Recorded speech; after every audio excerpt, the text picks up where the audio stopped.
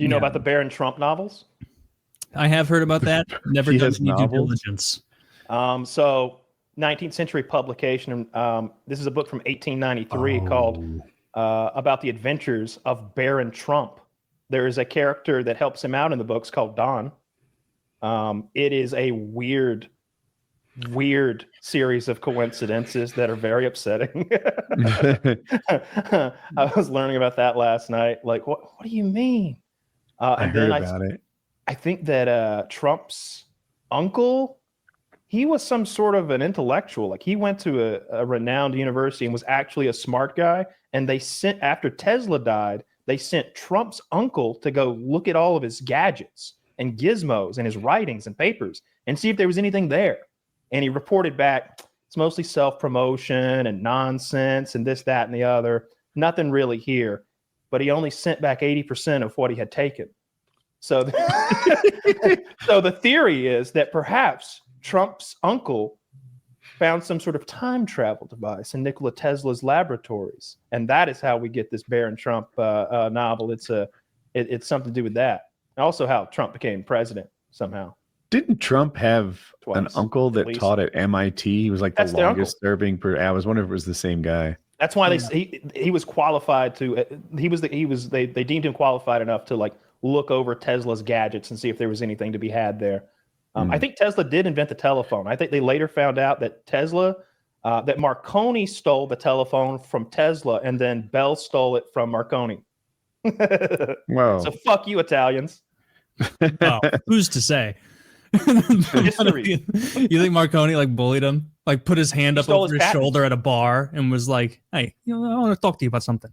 He stole the designs. It's like you can see it's all dated. You can see that he stole Tesla's design for the telephone. Tesla had all kinds of fun gadget ideas. Obviously, wireless electricity, but remote controls and radio and all sorts of things far before they, became a thing. Wireless electricity is the coolest thing he was all about by far. Think of how much that would rock. Just energy from the air for free. Some coil on top of your house provides all the like it was Wi-Fi? Yeah. Mm-hmm. That's what Tesla was doing. Mm-hmm. That's pretty cool. And if someone can figure it out, it's that guy. It has been, so it works over short distances, but I do charge my phone without wireless. Sure. He had these towers, and there's, you can light a bulb from across the room, but I think there's energy loss and there's got to be safety issues, and copper wiring works tremendously well. Like long distance transfer of electricity on wiring, you lose almost zero energy. It's very efficient and effective. I can't prove it, but I feel like it would cause cancer if there was just wireless electricity. I don't want to be around all over the house. Please, they would tell you it didn't, and then 25 years from now, we'd all have brain rot or something. You guys are sounding like those 5G guys now. I hear you, but can't you not build a house under high power lines or something? Or there was safety notifications about that? I mean, there's those studies about the houses that are near the high transfer wires, like higher levels of cancer and stuff. And there's got to be something to it. I think so. I mean, cell phones definitely, if you use it, that thing is emitting radiation. You're holding it to your head. We don't anymore, but there was a time when you had those early versions of cell phones that were not that great. They were probably sending all sorts of electromagnetism into those guys' brains, and they were just always to your head. Nobody's. And you think they're better now or worse? I think better now, but just because of the use case that we don't talk on phones really. Oh, it is true. Powerful. I just keep mine on my thigh. But back the early phones you're talking about didn't have Wi-Fi. Like now they do more than they used to. For sure. And Bluetooth. I don't even know what Bluetooth and Wi-Fi are.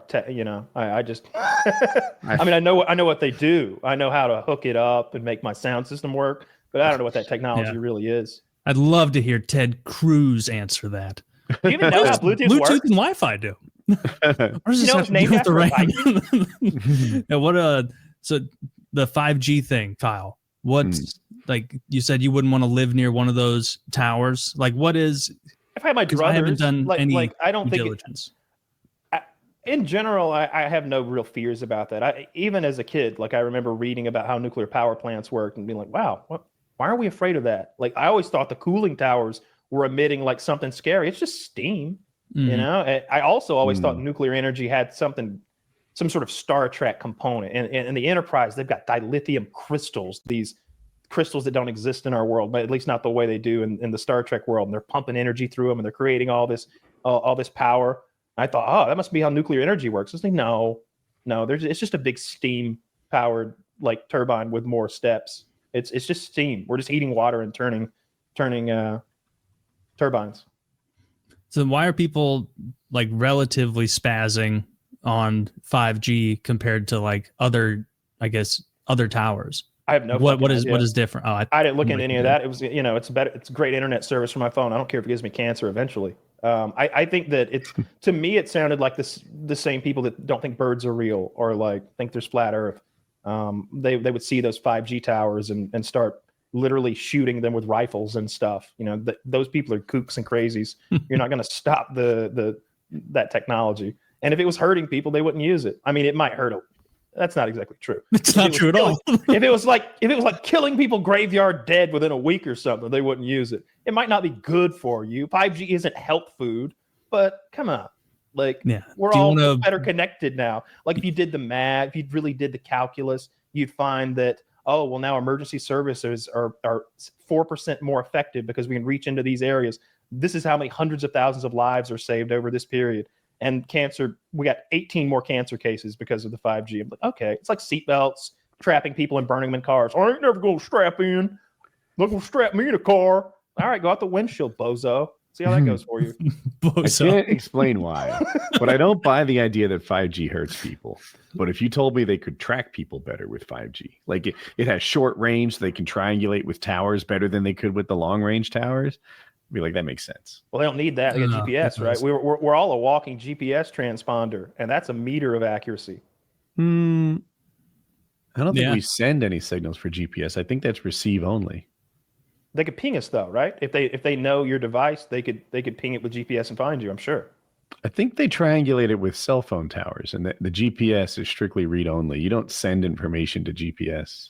I thought they got a bunch of J6 rioters with like cell phone GPS, but maybe it's what you're saying, that it was some triangulation. That could have been like metadata from social media as well, from them posting, because it's pinging, it's like securing, like done at this location whenever they're posting and taking pictures and stuff. Oh, by the way, they are doing that thing I talked about to the LA rioters. I saw the attorney, the district attorney or something, maybe the federal prosecutor in California. He's like, we're going to take our time. We're getting you all. You think your mask is hiding you? No. We're getting you. And then they go this list of like, this guy thought he could throw a rock, and now he's outside his house. Please, no! They got fucking MP5s in his face. It's like, this guy thought he could say that Marco Rubio wasn't a good leader. Not today! And they like go through this list of people from the LA riots. The Marco Rubio thing's bullshit, but from the LA riots that threw rocks, damaged stuff, set fires. Oh, the one guy was seen showing up with like crates full of really good masks, like not the Home Depot shit. Like he had like some space shit. You had like full face coverage and the double filters and stuff. They're expensive. And he was like emptying crates of them out for the rioters. And it's like, then they show them at his house with him at gunpoint and he's coming out. I love it. That is probably a guy to pursue. It's like, this guy probably didn't just feel generous that morning and spend $40,000 on masks. Yeah. He's probably a middleman. Dude, I love getting them all. I love it. I know you're not happy with the rate of the deportations, but they're doing everything they can. They are ramping it up. Every day I hear about like more aggressive tactics. And for a moment there, Trump put a moratorium on illegals in hotels, service industries, and farms. And then 2 or 3 days later, someone he's like, actually, never mind. We're coming for all of you. And you're right. That was gay of me. I apologize. That's what happened. Full steam ahead. He said he wasn't going to do it. And then I swear 2, maybe 3 days passed and he reversed course. And then I saw today they're at a pot farm in California, rounding up like 75 illegals who are working on a farm, like everybody's hands up. I love it. Getting them all, Taylor. Gotta keep it moving. Gotta keep marching forward. You know what? I like those mask